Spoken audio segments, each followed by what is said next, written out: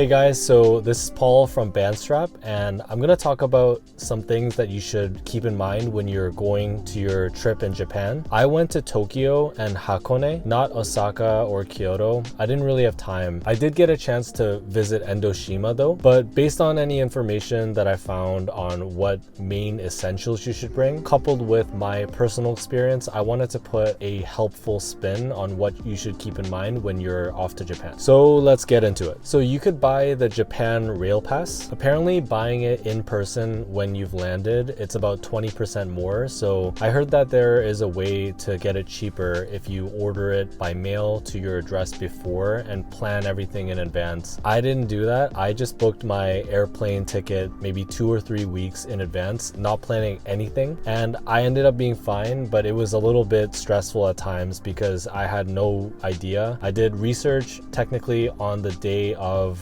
roughly, and I definitely didn't have time to mail it to myself or anything. But what was good is that when I landed into the airport, there was many people that actually could help me with what railway pass I should get. And he mentioned the JR pass and then also the Suica card. I believe the one I got, it's a red one. I'll attach a picture, but it's the welcome Suica card. And honestly, I still don't really know the difference between all of these cards, but that ended up being good enough for me. But you do need to keep in mind that there are respective machines for the type of card that you have for Suica or JR Pass. But yeah, I just kind of asked the nearest representative, the tourist guide information booth, and he mentioned the Suica card is basically the same as any other card. So I just bought that. Oh, sorry, not the vending machine. So I purchased the Suica card at the nearest machine. And beside that machine, that's where I withdrew some money from my credit card. It was a 7-Eleven ATM Plus, I believe. And that's apparently the most convenient way to collect any cash. And it's known to have the best rates as well. So if you want to think about, getting cash from your own bank, withdrawing it and then exchanging into yen when you're at Japan, apparently that's not the best way. You can do that. And I know the stress of being worried that you may not have cash when there is a lot of cash only places and restaurants and etc. But you really don't need to worry. I had the same fears as you. If you did have it, or if you do have it, you just go to any 7-Eleven. It's not really the Family Mart, but the 7-Elevens all have ATMs at every single location, and they're so prevalent. Like every single block you see maybe 1 or 2 7-Elevens depending on the area, but you definitely will see it within definitely a 5-minute walk at any given direction or moment that you're going to be in Japan. Next, there is the Visit Japan web service customs declaration form, and all of these things, including this aspect right here, I just kind of winged it all. I was told later, or actually I wasn't even told, I found out that I was supposed to have been given a form to fill out to, declare any items in the customs before I get through, the procedure in the airport. But they actually ran out of paper. So I was kind of scrambling to find where these sheets are, and it's kind of crowded. There's so many people around taking up space, and they're a little slow filling out their own forms. There's not necessarily any line or anything, so I was just kind of waiting, and then some people butted me, and then I was just waiting there for longer than I needed to be. But I finally got the form filled out. I put my name, the address that I'm gonna stay at, and then got that already, because I went with that way because the other way of the online method, that QR code that you scan to open that web page to fill it out digitally, that was just not gonna do. I translated it from Japanese. By the way, a lot of things are not really in English. It's there, it's an option, but it's not really convenient sometimes, a lot of the times actually. So I just kind of filled in the form paper-based because the digital form is just too complicated. Next, what you should have is a passport wallet. I actually got it on my way back from Seoul, South Korea last year, and it's just really nice to have this extra carrying case for not only your passport, but your boarding pass and maybe an international driver license, maybe your credit card or debit card, and some foreign currency at the country that you want to stay in this case,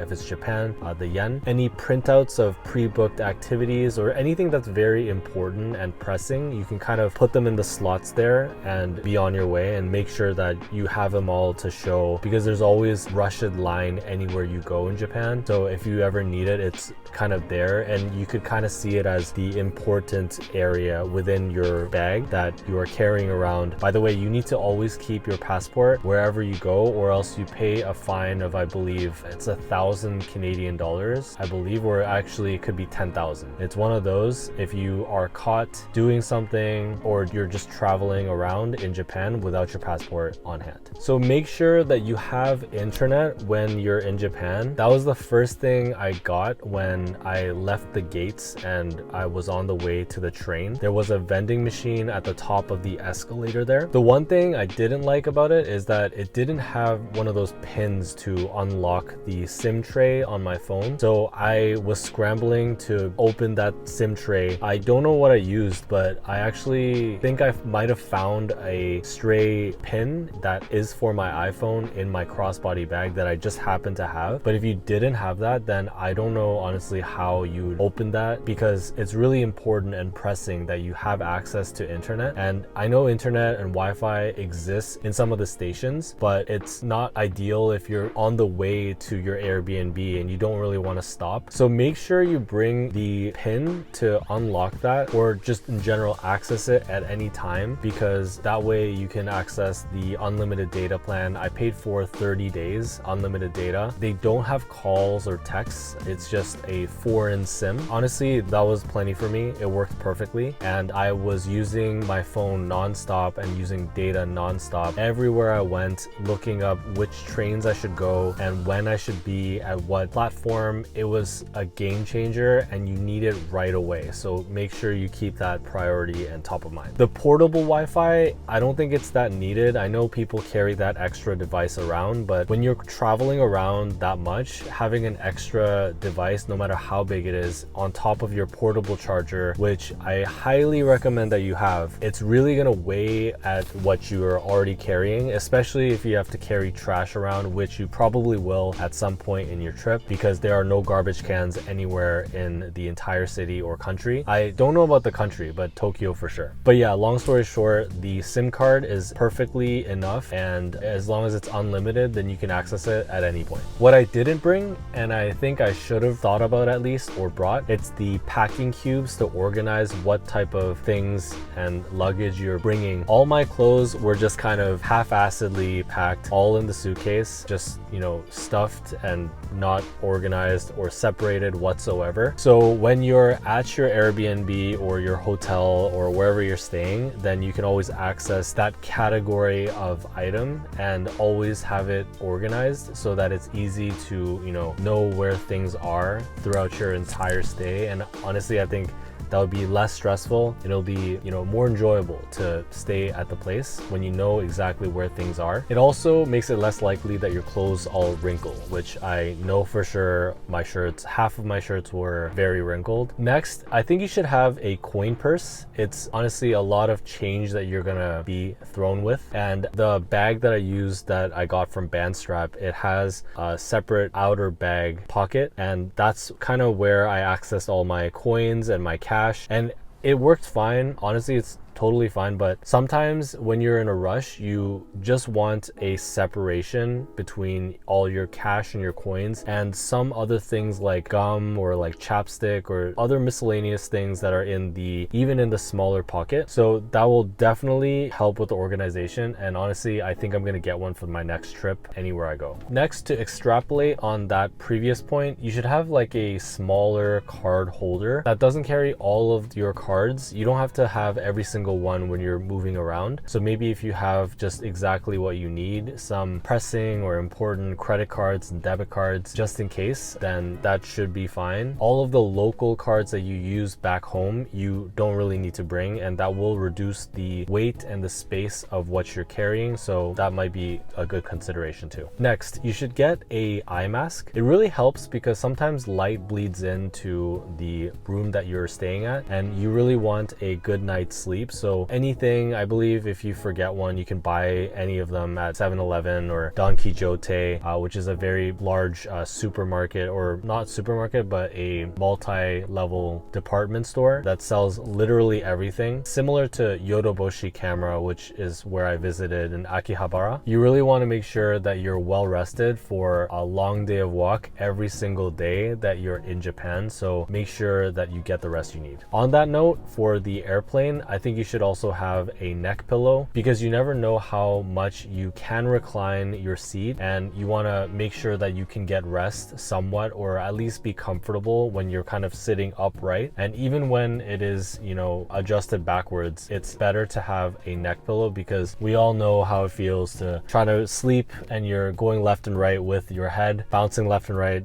nonstop. That's not enjoyable, and you probably can't sleep. And if you do sleep, it's very terrible quality of sleep. That's not recommended, so get a neck pillow. You should also wear comfortable walking shoes. I think I brought way too many shoes, and that took up maybe half my suitcase. I think it was 5 pairs that I brought. I have no idea why I brought that many, but I would recommend maybe 2 pairs or 3 pairs, and try to stay within that. 4 if you absolutely need to. Maybe the 4th pair could be a pair of sandals, which I didn't bring, but honestly that should be plenty. Just make sure if you sweat in them, you can kind of, you know, wash them somewhat and dry them by the window. My feet kind of smell if it's a lot of walking and I'm sweating a lot, so I try to make sure it's clean, and that's kind of why I brought so many shoes, but it definitely was excessive. So make sure you bring a running shoe type of shoe that's meant for hiking, like the Adidas Ultra Boosts or the Nike Fly React. Those are some good examples of what to wear. Some stylish shoes, maybe Nike Dunks. That's what I got, something along the lines of that. But no, you don't really need to go crazy with how many shoes. Just keep it minimal. You should bring a reusable water bottle. I actually brought one to my trip, but I actually just kept it at my Airbnb. I didn't really carry it around throughout the day or anything like that. Apparently there are a lot of refill stations all throughout the city. I didn't really notice any when I was walking around. I'm not really sure what to look for, like what logo or what the facility looks like, but I couldn't really see any, so I just kind of bought the water bottles, or, you know, Pocari Sweat, some type of drink that I needed, because there were so many convenience stores around. I just kind of bought it when I needed, and then just carried the trash around, which may not be ideal, but that's how I did it, just for, you know, proceeding with the trip. But I did have a water bottle that I just kept. But just keep in mind, if you do find those refill stations, the water is clean to drink in Tokyo and Japan, so you don't have to worry about that, and you can carry that and, you know, attach it, clip it onto your bag. Or what I would have done if I knew about the refill stations is to clip it onto my BandStrap, because it actually comes with a carabiner that's hooked onto it, and then I just kind of clip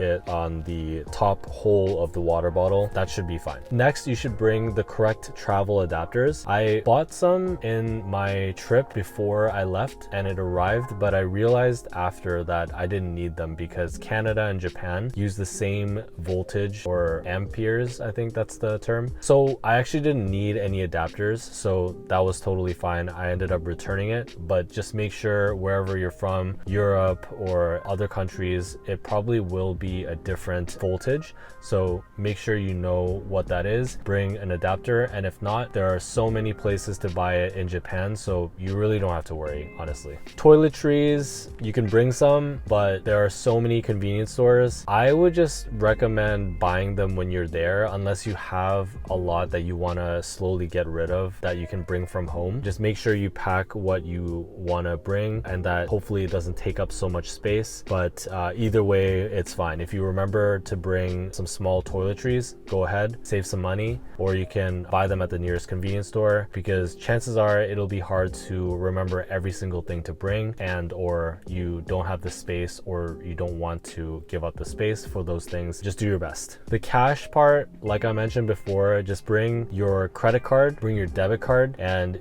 go to any ATM, and they will probably support your card. They're extremely convenient to use. I was actually just so shocked. You just put in your credit card, they, you know, ask you how much. Keep in mind, you should exchange how much you actually want to withdraw. So before you click 50,000 yen, like I did stupidly, thinking that it was around $50, because I'm used to to the Korean won. 50,000 won is about $50, but 50,000 yen is about $500. I ended up doing that almost at the end of the trip. There was no way to exchange it back, and I'm not even sure if they exchange it easily in Canada. So I definitely myself over. So just keep in mind the exchange rate compared to your local countries, and check that up before you just kind of quickly enter what you want, because you don't want to withdraw more than you have to. So I went in the spring, March 16 to the end of March, and I was told by my friend who lives in Gunma that it's actually not cold, it's pretty hot every day, and I blindly accepted his advice, and I even brought some shorts, one of which I just never wore. I actually brought 4 pairs of shorts. I didn't wear 3 of them. I only wore 1, maybe on the last day. So in between, in the trip, in the beginning, in the middle, not so much the end. So about 70% of the days, it was a lot colder than I thought. Based on the app, it was raining, chilly, especially in the evenings, and I never had a thick coat. So many people around me in the city that had a puffer jacket, super warm. All I had was 1 sweater, long sleeve, and I had a very, very, very thin coat. It's not even a coat, it's like a mini jacket. And it was kind of like anorak material, so that's good for combating the wind. But in terms of chilliness, it's not the best, and it was okay. It's not terrible, but it's no puffer jacket like North Face jacket, which I really wish I brought. I was freezing most of the days, and honestly, yeah, I don't know why I listened to my friend. So make sure that you have some like heat tech material, maybe the inner heat tech shirt, the heat tech long sleeve, or a thin sweater, maybe a heat tech sweater overall, and maybe a vest at least, and a thicker coat. Even in the spring, it's really cold sometimes and you'll regret not bringing a jacket. I barely made it through. I really did not have the space in my suitcase to bring a large jacket, and I didn't really want to buy a whole jacket just at the end of my trip. So I really tried to not spend the money and not raise the weight of my suitcase, which definitely was above the limit by the end. I think the limit was broken by about 5 pounds. So luckily they didn't charge me for the overage fee. I went by just fine, thank God. But make sure you dress warmer than you think, and maybe have one outfit for days that it actually is hotter. But overall, you can do your best, but it really does fluctuate in terms of how cold and how hot it is. In the train, cars, in the subway, it gets really hot, especially if there's a lot of people around. So make sure that you have a way to take your jacket off, because I did that so many times with my BandStrap. I had my jacket on, I took it off when it got hot in the subway. Even outside, when I'm walking a little too much, I get hot, and I took my jacket off, put it on my BandStrap, fastened it with the mini band. I think I did that process of taking off my jacket and then putting it back on about, like 40 times a day, like 30 times, 50 times a day. And this is like a 10-hour day of just walking around, going place to place. I got hot and cold like a million times, like countless times. So I actually believe that my travel experience really benefited from having my BandStrap and carrying that around, and it really lightened the load. It forced me not to bring my entire backpack, which is so large and sticks out behind me, or I'd have to like put it in front of me and that sticks out this way. Just having a smaller profile, it's really important in my opinion in Japan, because there are so many people around you. Yeah, just like the BandStrap and my crossbody bag, that's all I really needed. And I really thank God that I brought this on my trip. I wanted to test how useful it could be in a travel situation, in a real life situation where you're just in a different foreign country and you're out and about every single day. I think it was super useful. Worst case, you forget almost everything in terms of your wardrobe. You have the option to buy things at so many Uniqlos, which are usually cheaper than local countries because there's import and export fees. But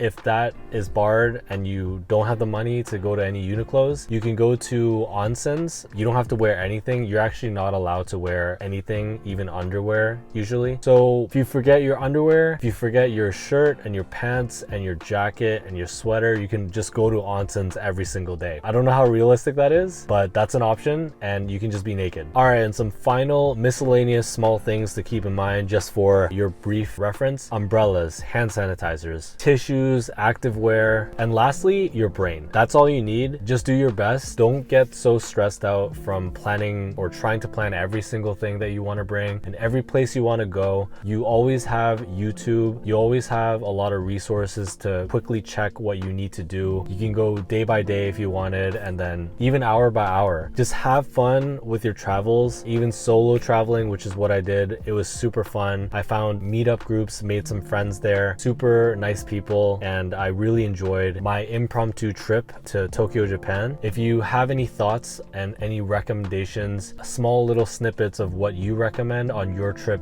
elsewhere for anybody else down below in the comments, please feel free to leave them there. Hope you enjoyed the video. I hope that this was helpful, and if you like this video, please like it. If you loved it, please subscribe. We have a BandStrap that's on sale, 20% off the entire website. You can buy bags, you can buy carabiners, you can buy the mini bands to attach your jacket onto, make sure you don't get hot and you can carry more things and free your hands. We are hoping to change how things are carried and make things more convenient for a lot of people in colder climates and even hotter climates. So if you have any questions, let us know. Please try out our BandStrap 30-day guarantee. If you don't like it, you can send it back and we can refund you. You just got to pay the shipping fee back. We'll see you in the next one. BandStrap.